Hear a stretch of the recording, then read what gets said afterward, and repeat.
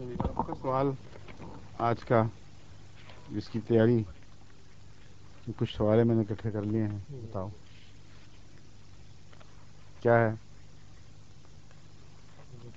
ہیں دیکھ لوں؟ باقیوں کو سنا بھی دو، دیکھنے سے تو کسا پتہ چل جائے گا سوال. آج کل جو مذہب کے نام پر مختلف تحریکیں بھی اٹھتی ہیں، لیکن ان کا اصل مقصد معلوم ہوتا ہے مذہب نہیں بلکہ اقتدار کی ہوس ہے، جس کی بنا پر وہ یہ سوال جی تھا ہی نہیں، جی بھول ہی گئے ہیں بتائیں گھبرا کے. بتائیں گے. سوال تو یہ تھا کہ سب کو چھوڑ کر آپ کے پیچھے کیوں پڑ گئے ہیں؟ ٹھیک ہے. یعنی جی عام طور پر لوگ یہ سوال کرتے ہیں، ہم جو سب لکھ کے بھیجتے ہیں کہ وہ کہتے ہیں ٹھیک ہے آپ کی باتیں بھی ہوں گی، لیکن آخر علماء کو علم ہے، سب دنیا میں اور بھی فرقے موجود ہیں، ان میں بھی اگر ایسی باتیں تھیں فسق و فجور کی تو ان کے کچھ پیچھے کیوں نہ پڑے، آپ ہی کو کیوں چن لیا گیا ہے؟ یہ تھا سوال. اس لیے ضرور کوئی بات ہو گئی تو میں بتا دیتا ہوں کہ ہے بات ضرور. بات یہ ہے کہ افتراق کے زمانے سے متعلق جبکہ دنیا میں فتنہ و فساد پھیلنا تھا اور امت میں افتراق پیدا ہو جانا تھا، اس کے متعلق حضرت اقدس محمد رسول اللہ صلی اللہ علیہ وآلہ وسلم کی ایک پیشگوئی تھی جسے بہرحال پورا ہونا تھا.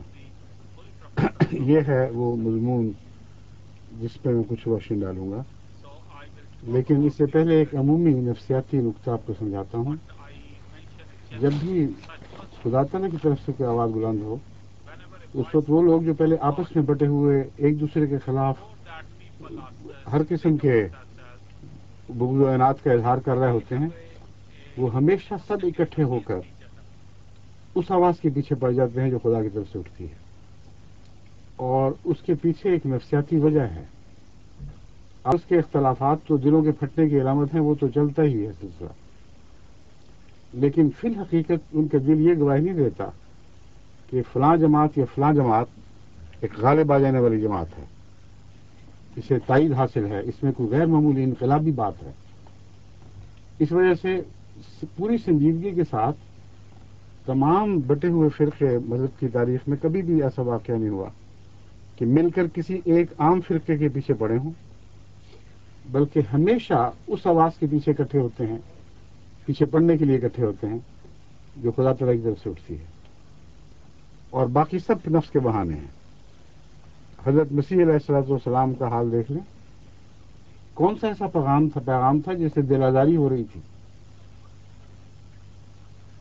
دل آزاری کے متعلق بہانے گھڑے گئے، ہر بہانے کا آپ نے جواب دیا تو کہا غلط کہہ رہے ہو، میں یہ نہیں کہتا، میں یہ کہتا ہوں.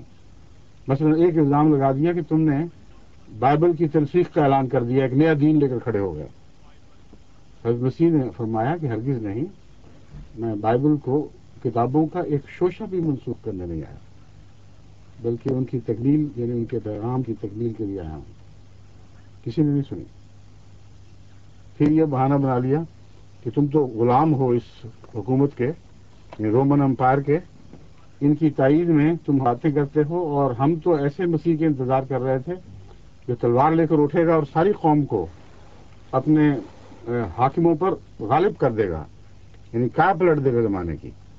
یہود جو مدت سے رومن امپائر کے پیچھے سے غلام چلے آ رہے تھے، ان کے مظالم سہ رہے تھے، ان کے لیے ایک مسیح، تلوار والا مسیح اٹھے گا اور قوم کی تقدیر بدل دے گا.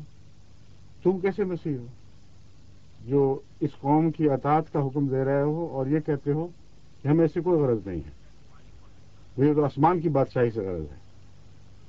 اس قسم کے بہانے 100 گھڑتے تھے. حضرت ایلیا کے متعلق سوال کیا کہ تم تو ایک کہتے ہو میں مسیح ہوں. مسیح کے متعلق واضح طور پر کتاب میں لکھا ہوا ہے کہ اس کے آنے سے پہلے ایلیا رتھ میں بیٹھ کر آسمان سے اترے گا. وہ ایلیا کہاں گیا؟ کیا تم انکار کرتے ہو کتابوں کا؟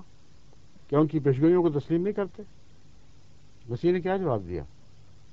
حضرت یحییٰ کی طرف اشارہ کرتے ہوئے، ان کا ذکر کرتے ہوئے فرمایا کہ یہ وہی ایلیا ہے جس نے آسمان سے اترنا تھا، چاہو تو قبول کرو، چاہو تو انکار کر دو.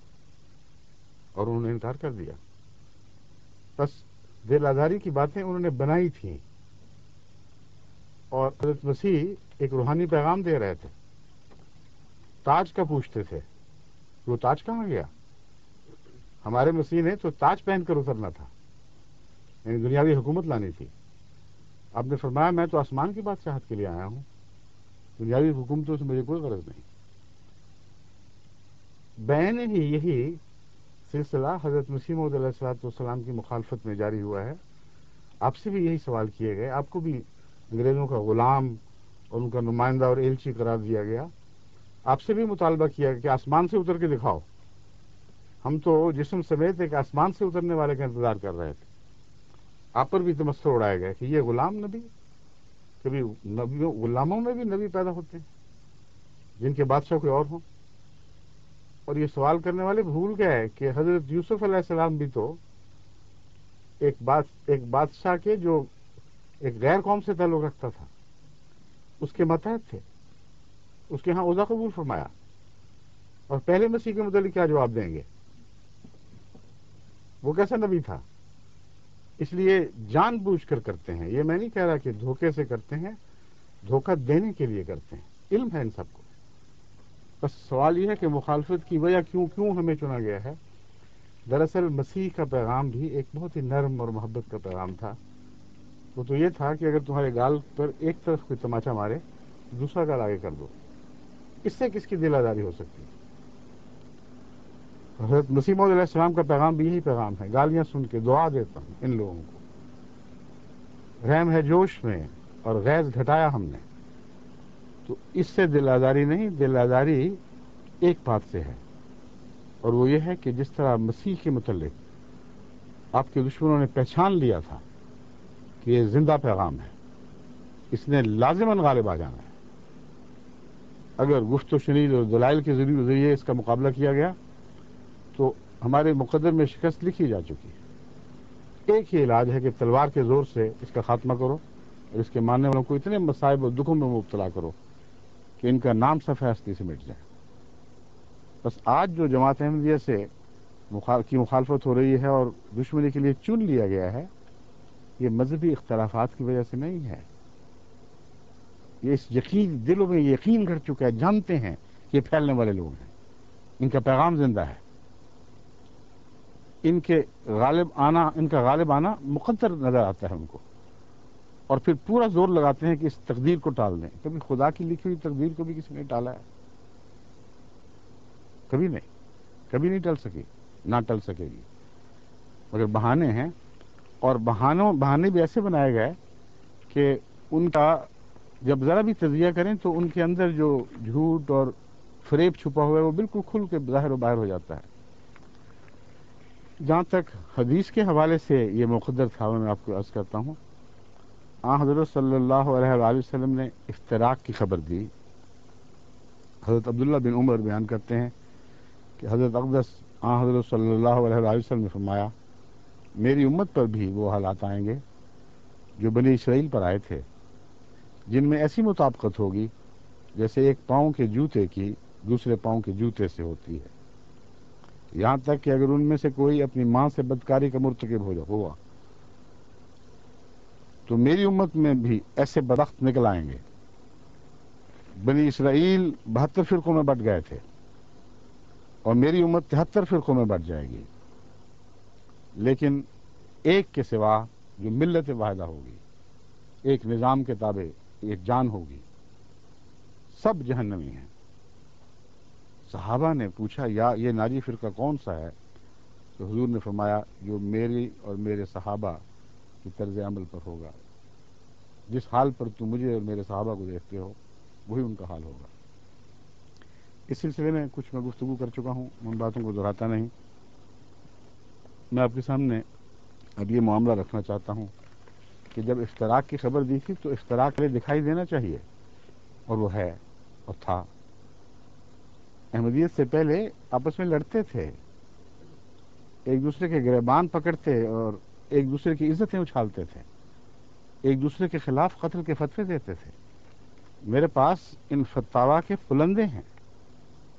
اتنے سخت فتوے دیے گئے ہیں ایک فرقے کے دوسرے فرقے کے خلاف کہ ان کا ذکر بھی میں مناسب نہیں سمجھتا، کیونکہ اس سے ہو سکتا ہے دلوں میں خام خواہ بے وجہ ایک دوسرے کے خلاف جان پیدا ہوں۔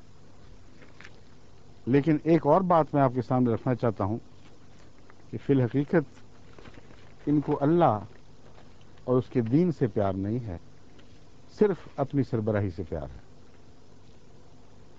امت محمدیہ کو اپنی جاگیریں بنائے بیٹھے ہیں، اور خطرہ صرف یہ ہے کہ ہمارے مرید ہمارے استبداد سے نکل کر دوسروں کے پاس نہ چلے جائیں۔ جہاں سے یہ خطرہ دیکھتے ہیں اس کے پیچھے پڑتے ہیں۔ اگر اللہ اور رسول سے محبت ہو، سوچنے کی بات ہے، تو ان کو وہ جو خدا کو چھوڑ کر دنیا کی طرف دوڑ رہے ہیں ان کا کیوں غم نہیں لگ جاتا؟ جو اللہ کے فرمان سے پیٹھ پھیر رہے ہیں اور دن رات بدکاریوں میں مبتلا ہو رہے ہیں، ان کا کیوں غم نہیں لگتا؟ باقی سب تفصیل تو ایک طرف، اگر چند باتیں بھی جو آج پاکستان میں ہو رہی ہیں یہ اپنے پیش نظر رکھتے تو ان کی راتوں کی نیند حرام ہو جاتی کہ ہمارے خدا کو چھوڑ کر خدا کی مخلوق محمد رسول اللہ کی طرف منسوب ہونے والی امت کس طرح دوڑی چلی جا رہی ہے۔ کبھی کسی مولوی کا بیان اس بارے میں نہیں دیکھیں گے، کبھی علماء کو گروہ در گروہ فیصل آباد اور لاہور اور کراچی اور ملتان اور حیدرآباد کی گلیوں میں دروازے کھٹکھٹاتے نہیں دیکھیں گے کہ اٹھو خدا کے لیے ان بدکاریوں کو چھوڑو، کیونکہ تم خدا کی طرف سے منہ موڑ گئے ہو، تم محمد رسول اللہ کی طرف پیٹ پھیر گئے ہو۔ اگر سچی محبت ہو تو یہ رد عمل ہونا چاہیے۔ میں مثالیں آپ کے سامنے رکھتا ہوں کہ کیا ہو رہا ہے پاکستان میں اور بہت سے ملکوں میں، صرف پاکستان کی بات نہیں ہے، ہر طرف اس کو فجور پھیل گیا، کہیں کم کہیں زیادہ۔ ظاہر الفساد فی البر والبحر کا نقشہ نظر آتا ہے۔ جس کو اللہ سے محبت ہو اس کو ہمیشہ گناہ دیکھ کر اور تکلیف ہونی چاہیے۔ ہم تو یہاں یورپ میں جب دیکھتے ہیں تو دل کٹ جاتا ہے، اور ان کے لیے بھی ہم یہی کوشش کرتے ہیں، مجالس لگاتے ہیں، ان کو سمجھاتے ہیں، ان کے متعلق کتابیں لکھی ہیں، تقریریں کی ہیں، خدا کے لیے سنبھلو۔ اور یہ وہی پیغام ہے جو قرآن نے بار بار اہل کتاب کو دیا کہ تم ہمیں نہ مانو، اپنے دین پر تو عمل کرو، بدکاریوں میں کیوں ملوث ہو؟ اگر تم سچے ہو تو جس کتاب پر ایمان رکھتے اس پر کیوں عمل نہیں کرتے؟ یہ پیغام لے کر کیوں نہیں اٹھتے یہ لوگ؟ اگر دین سے محبت ہو تو ان حالات میں جو ملک خصوصاً پاکستان میں اس وقت رونما ہو رہے ہیں، ان کی تو راتوں کی نیندیں حرام ہو جانی چاہیے تھی۔ ایک چھوٹا سا اقتباس خلاصتاً آپ کے سامنے رکھتا ہوں۔ سید قیصر شیرازی صاحب ہیں کوئی، ان کا ایک تبصرہ اخبار وطن لندن 13 تا 19 جولائی 1991 میں شائع ہوا۔ لمبی عبارت میں سے ایک عبارت رکھتا ہوں، چنتا ہوں آپ کے لیے۔ معاشرے میں رشتوں کا تقدس ختم ہو گیا ہے، انسان کے اشرف المخلوقات کا تصور معدوم ہو چکا ہے، آنکھوں میں شرم و حیا باقی نہیں، 5 وقت کی نمازیں پڑھنے کے باوجود دلوں سے خوف خدا ختم ہو چکا ہے، ہرس اور ہوس کی آگ نے اپنے پرائے کی تمیز ختم کر دی ہے، انسان حیوان بن گیا ہے، اور حیوانوں کا شرافت اور غیرت سے بھلا کیا واسطہ۔ بڑی محتاط تحریر ہے، جو واقعات اخباروں میں روز چھپ رہے ہیں ان کے چند نمونے میں آپ کے سامنے رکھتا ہوں۔ تفصیل بیان کرنے کی تو مجھ میں طاقت نہیں ہے، لیکن چند نمونے آپ کے سامنے رکھتا ہوں تاکہ آپ کو یاد آئے کہ ہو کیا رہا ہے، جس سے یہ سارے علماء غافل ہیں جن کو تمام تر خطرات اسلام کے لیے صرف احمدیت میں نظر آ رہے ہیں۔ ہر دوسرا خطرہ نظر سے اوجھل ہے، یا دیکھتے ہیں اور اندھوں کی طرح دیکھتے ہیں، دیکھ نہیں رہے کہ کیا ہو رہا ہے۔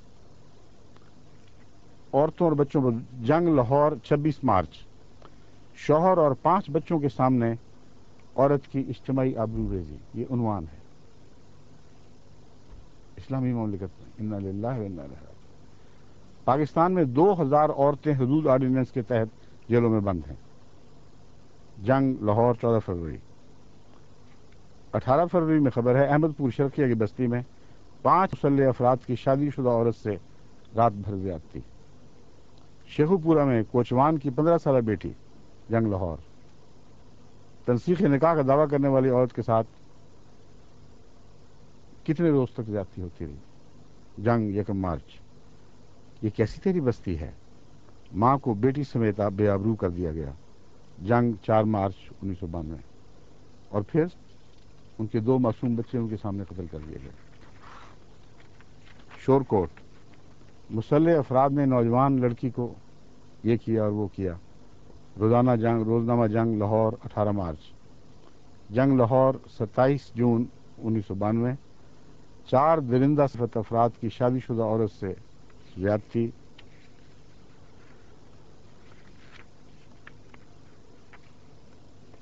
खातून खामद को ढूंढने निकली थी। रमज़ान मुबारक का एहतराम ऑर्डिनेंस बन रहे हैं, ज़बरदस्ती नमाजें पढ़ाने की बातें हो रही हैं, और अमलन दुनिया में हो क्या रहा है उसके नमूने देखिए। लाहौर में रमज़ान के दौरान ज़्यादा शराब फरोख्त हुई। गैर मुस्लिम परमिट पर शराब खरीद कर महंगे दामों मुसलमान शराबियों के हाथ फरोख्त करते हैं। आगे सुनिए, किसी अहमदी के नाम पर कोई परमिट नहीं। ये लिखने पर मजबूर हो गए हैं ताकि लोग ये ना समझें कि शायद अहमदी गैर मुस्लिम कहलाते हैं, उनके परमिटों पर यह कारोबार होगा। किसी अहमदी ने कोई ऐसा कारोबार नहीं किया। होटलों की निस्बत घरों में शराब ज्यादा पी जाती है। शराब पर पाबंदी के बायस हेरोइन का इस्तेमाल बढ़ गया। हैरान हूं, दिल को रोऊं कि पीठूं जिगर को मैं। एक बुराई को रोकने की कोशिश करते हो, दूसरी उभर आती है, इसलिए कि खुदा और उसके दीन से मोहब्बत नहीं है। अगर हजरत मोहम्मद मुस्तफ़ा सल्लल्लाहु अलैहि वसल्लम के सच्चे गुलाम होते तो आपकी जुबान में नसीहत करके, आपके असलूब इख्तियार करके नसीहत करते, गिरियाजारी करते खुदा के हुजूर, और रोते हुए लोगों के पास पहुंचते कि खुदा के लिए अल्लाह और रसूल की अजमत और बुजुर्गी का हवाला देकर हम तुम्हारे पांव पकड़ते हैं कि इन चीज़ों से बाज आओ और लौट आओ खोई हुई जन्नत की तरफ, यानी अल्लाह और रसूल की अताअत की तरफ। फिर देखते कि खुदा के रसूल से कैसा असर होता है, क्योंकि खुदा ताला का कुरान करीम में हज़रत मोहम्मद मुस्तफ़ा सल्लल्लाहु अलैहि वसल्लम से एक वादा है, जो आपकी ज़ात आपके वक्त तक महदूद नहीं, बल्कि आपकी उस ज़ात से ताल्लुक़ है जो हमेशा जिंदा रहेगी, जिसका क़यामत तक से ताल्लुक़ है। और वो ये वादा है, फ़ज़क्किर इन नफ़ात ज़िक्रा। ऐ मोहम्मद, तू नसीहत कर और करता चला जा, और हम यकीन दिलाते हैं कि तेरी ये नसीहत जैसे तू करता है ये जरूर असर दिखाएगी। ये रायगां जा नहीं सकती। बस कुरान ने जो नुस्खे दिए हैं वो तो भूल बैठे हैं। कभी गालियों से भी दुनिया की इस्लाह हुई है, कभी डंडों से भी मुआशरा तब्दील हुआ है। कानून साजी से अगर मुआशरों की इस्लाह हो सकी होती तो खुदा ताला को दुनिया में हर जगह अंबिया भेजने की बजाय कानून साज भेजने चाहिए थे, जो मुआशरे में सियासी कानून जारी करते और इस्लाह हो जाती। कभी दुनिया की तारीख में सियासी हुकूमतों से कवानीन के जरिए इस्लाह नहीं हो सकी, न कभी हो सकेगी। इस्लाह के अंदाज मुख्तलिफ हैं। इस्लाह में अगर डंडाबाजी का मजमून होता शामिल होता तो कुरान करीम अल्लाह ताला हज़रत सल्लल्लाहु अलैहि वसल्लम को मुखातिब करके ये क्यों फरमाता, इन्नमा अंत मुसैतिर लस्ता अलैहिम, इन्नमा अंत मुज़क्किर लस्ता अलैहिम बिमुसैतिर। है मोहम्मद, तू मुज़क्किर है, और मुराद यह है कि तेरी शान की नसीहत करने वाले को किसी डंडे की जरूरत क्या है।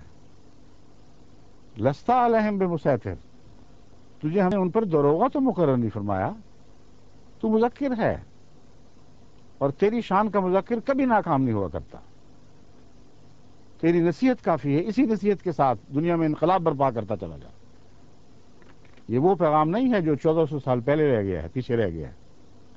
ये वो है जो क़यामत तक इसी तरह जारी उसारी रहेगा, और इस आयत के असर और इसके मंतूक को दुनिया की कोई ताकत ज़ायल नहीं कर सकती। मगर रंग वो इख्तियार करें, नसीहत का वो रंग पकड़ें जो हज़रत अक़दस मोहम्मद मुस्तफ़ा सल्लल्लाहु अलैहि वसल्लम का रंग था। अब ईद उल फितर का जश्न कैसे मनाया जा रहा है। रोज़नामा डेली रिपोर्ट 18 अप्रैल 1992 में लिखा है, ईद उल फित्र के मौके पर शराब और शबाब की महफिलें, रक्कासाओं पर नोटों की बारिश, अमीरजादों की रंगरलियां।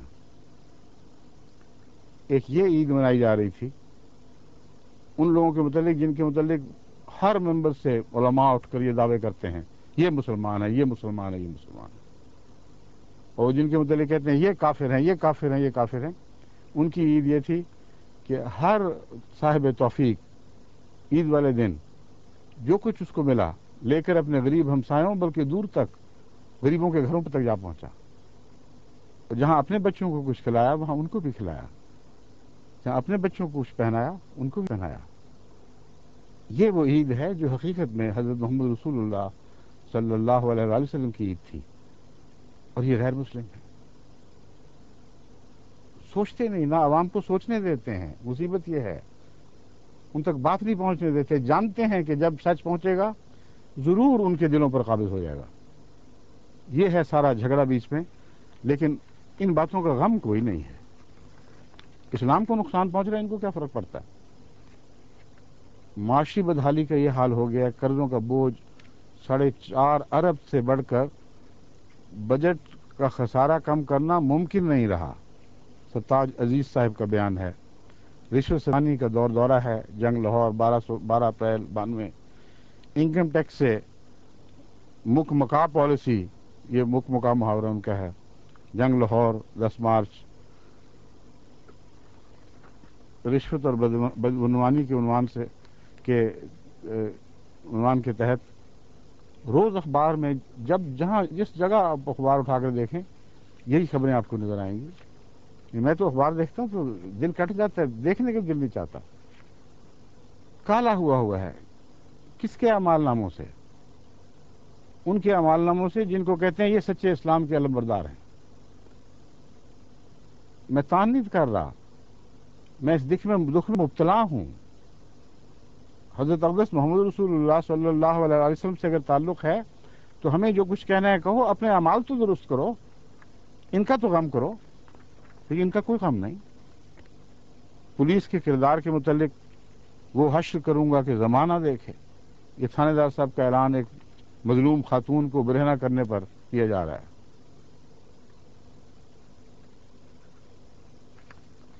ये तो ऐसी खौफनाक दास्तान है कि इसको पढ़ते हुए भी इंसान का दिल लरसता है। तालीम का ये हाल हो कर दिया गया है कि डिग्रियों की लूट सेल, यानी डिग्रियों की सेल भी लग गई है। पूरे पैसे देकर नहीं खरीदी जा रही थी, डिग्रियां ज्यादा थी मुस्लिम लोगों के पास, जाली बनाने वालों के पास। उन्होंने कहा चलो सेल लगा दो। मैट्रिक की सनद 2500, FA की 3500, FSC की 5000, ये ऐलान हो रहा था, और धड़ाधड़ इस सेल पर डिग्रियां बिक रही थी। सवाल यह है कि इससे इनके दिल ठंडे हो गए हैं क्या? अहमदियों के खिलाफ मुहिम्मात चलाकर इनको दीन से बाहर करार देकर या बाहर फेंक कर इनके दिल ठंडे हो गए? हरगिज नहीं। वजह यह है कि जो इफ्तराक हमेशा के हों वो यूं दिल से निकल नहीं जाया करते। इसीलिए जमात अहमदिया ने 1974 में 74 में जब ये असम्बली में मामला पेश हो रहा था, असम्बली के मेंबरान के सामने बसदमन्नत ये बात अर्ज की थी कि देखो हम तुम्हें बार बार तवज्जो दिलाते हैं कि ये रास्ता न खोलना। एक दूसरे को इज्तिमाई तौर पर कौमी फैसलों के जरिए काफिर करार देने का सिलसिला जो शुरू होगा तो फिर ये बंद नहीं होगा। जैसे अंग्रेजी में पेंडोरास बॉक्स का खुलना कहते हैं, वैसी कैफियत हो जाएगी और फिर तुम चलते चले जाओगे इसमें। और खुसूसियत से शियों को मुतनबे किया गया था कि तुम जो साथ बैठे हुए कल तुम्हारी बारी आने वाली है। अब सिपाही सहाबा का किस्सा देख लें, लेकिन वो फर्क अपनी जगह फिर भी कायम है। किसी एक फिरके के खिलाफ सारी उम्मत इकट्ठी नहीं होती। ये वाकया एक ही दफा के लिए मुकद्दर था, और हजरत अक़दस मोहम्मद मुस्तफ़ा सल्लल्लाहु अलैहि वसल्लम ने जो फरमाया था कि तफरीक हो जाएगी, پہلے تفریقہ ہوگا، پھر تفریق ہوگی. تفریقہ ہوگا تو 72 فرقوں میں بڑھ جاؤ گے. جب تفریق کا وقت آئے گا تو ایک امت واحدہ ایک طرف ہو جائے گی اور باقی سب ایک طرف ہو جائیں گے. وہ وقت آ گیا ہے. اب یہ ہے کہ قلوبہم تعصبہم جمیعا وقلوبہم شتیٰ. تم ان کو اکٹھا سمجھ رہے ہو، اکٹھے نہیں ہوئے. صدیوں کے بغض بھلا چند دنوں میں طے ہو سکتے ہیں، مٹائے جا سکتے ہیں. جماعت کے خلاف جو کچھ کرنا تھا کر چکے. اب حال یہ ہے کہ سپاہ صحابہ قومی اسمبلی میں ناموس رسالت بل پیش کرے گی اور اس کی مخالفت کرنے والے کو پاکستان کی دھرتی پر رہنے نہیں دیا جائے گا. یہ سپاہ صحابہ وہ ہیں جن کا اس وقت نشانہ خصوصیت کے ساتھ شیعہ لوگ ہیں اور بار بار مطالبہ کر رہے ہیں کہ ان کو نکال کر امت سے باہر پھینکو. اہل تشیع کو اقلیت قرار دینے کے لیے بل کی تیاری. روزنامہ جنگ 30 مارچ 1992. پھر ذکری فرقے کے پیچھے پڑ گئے. ذکری فرقے کو اقلیت قرار دیا جائے اور ان کے مصنوعی حج پر پابندی لگائی جائے. روزنامہ جنگ 1 و 2 اپریل 1992. ذکریوں کو غیر مسلم قرار دینے کی سفارش.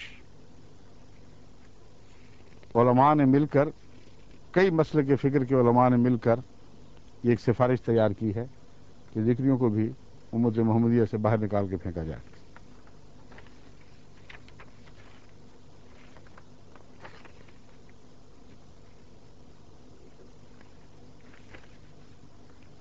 اب سنیے، ایک آغا خان اور آغا خان ہی رہ گئے تھے.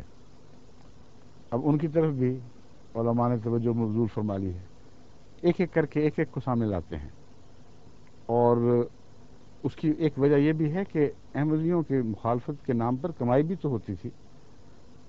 اب نکال کے باہر کر دیا ہے. جب پھر شور میں جاتے ہیں لوگ کہتے ہیں جو کرنا تھا کر بیٹھے، اب کیا مصیبت پڑی ہوئی ہے، آخر کیا کریں ہم. تو اب انہوں نے دوسرے ٹارگٹ ڈھونڈ لیے ہیں جو ہمیشہ سے پہلے ہی نفرتوں کے نشانے تھے، ایک دوسرے کی نفرتوں کے نشانے. مگر اب وہ دوبارہ وہ جو آگ جو ہے اس کی وہ تو ٹھنڈی نہیں ہوا کرتی، وہ پھر بھڑکنے لگی ہے. اور ایک سنیے ذرا پیغام آغا خانیوں کے نام. اس سے آپ کو اندازہ ہو جائے گا کہ کس حد تک یہ اس بات میں سچے ہیں کہ احمدیوں کی ہم اس لیے مخالفت کرتے ہیں کہ یہ بنیادی طور پر اسلام سے منحرف ہیں. حالانکہ احمدیت کے متعلق خود علماء کی گواہیاں ہیں، اور میں اور گواہیاں انشاءاللہ کسی وقت پیش کر کے آپ کے سامنے پیش کروں گا. پرانے اہل فکر کی گواہیاں ہیں کہ جہاں تک اسلام پر عمل درآمد کا تعلق ہے، اسلام کے نمونوں کا تعلق ہے، احمدیوں سے بہتر یہ نمونے کہیں دکھائی نہیں دیں گے. آغا خانیوں کا اسلام کیسا ہے سنیے. ایک اشتہار شائع ہوا ہے من جانب اسلامک سوسائٹی، موسیٰ پاک شہید روڈ، اندرون پاک گیٹ، ملتان. یہ ہے، سنیے کیا کہتے ہیں. کیا آپ مسلمان ہیں؟ اگر آپ کا مسلمان ہونے کا دعویٰ ہے تو مسلمانوں کی طرح نماز، روزہ، حج، زکوٰۃ کے کیوں قائل نہیں؟ چنانچہ آپ کے جماعت خانوں میں نہ کبھی اذان ہوئی، نہ پنجگانہ نماز، نہ آپ کے جماعت خانے قبلہ رخ ہیں. آپ کے مرید رمضان المبارک کے روزے رکھتے ہیں، نہ بیت اللہ شریف کا حج کرتے ہیں. جو کرتے تھے ان کو حکمن روک دیا ہے احمدی. ان پہ کیا الزام تھا پھر؟ غور تو کرو. جو نہیں کرتے ان کو کہتے تم کیوں نہیں کرتے؟ اس لیے ہم تمہیں ماریں گے اور اسلام سے باہر کریں گے. جو کرتے تھے ان کا کیا قصور تھا؟ ہماری کیوں اذانیں بند کی گئیں؟ ہمارا کیوں حج روکا گیا؟ ہمارا روزہ کیوں تمہیں تکلیف دیتا ہے؟ ہماری قربانیاں کیوں تمہارے دلوں پر چھریاں چلاتی ہیں؟ ہم تو یہ سب کچھ کرتے تھے. ہماری مسجد قبلہ رخ ہیں، تم کہتے ہو ان کو رخ بدلو. کدھر جائیں؟ کوئی خدا کے بندے جائیں کہاں؟ اذانیں دو تو خبردار جو اذان دی مار مار کے حلیہ بگاڑ دیں گے. مسجدیں بناؤ تو مسجدیں کیوں بناتے ہو؟ اپنے خانے کیوں نہیں بنا لیتے؟ نماز قبلہ رخ پڑھو تو اپنا رخ بدل لو. اور مطالبے ہوئے ہیں بعض جگہ کہ مسجدوں کے رخ بدلو، پھر ہمیں کوئی کوئی تکلیف نہیں ہے، پھر تسلی ہوگی. اور وہ لوگ جو نہیں کرتے ان کو کہتے ہیں تم کیوں نہیں کرتے. یہ جو لمبا سلسلہ ہے اس کے آخر پر ان کی طرف سے جو مطالبہ ہے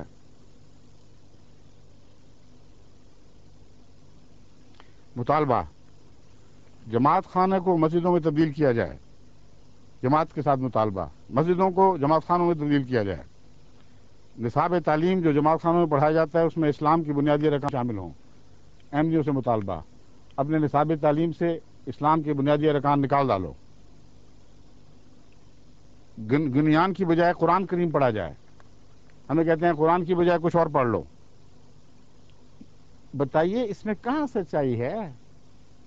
کوئی تقوی کا ادنا سا بھی عنصر آپ کو اس میں دکھائی دیتا ہے؟ جواب آگے جا کے دیے جائیں گے. مجھے جواب دیں یا نہ دیں، قیامت کے دن خدا کے حضور پیش ہونا ہے اور آپ کا یہ دوہرا کردار آپ کے منہ پر کھڑا ہوگا. اللہ توفیق عطا فرمائے، عقل دے قوم کو، اور سمجھ دے کہ جو سچے ہیں ان کے ساتھ ایسے بے وجہ دشمنی نہیں کیا کرتے، اس کا نقصان پہنچتا ہے. اللہ تعالیٰ آپ کو عقل و سمجھ دے اور صداقت کی طرف خود آپ کو ہدایت عطا فرمائے. السلام علیکم ورحمۃ اللہ وبرکاتہ.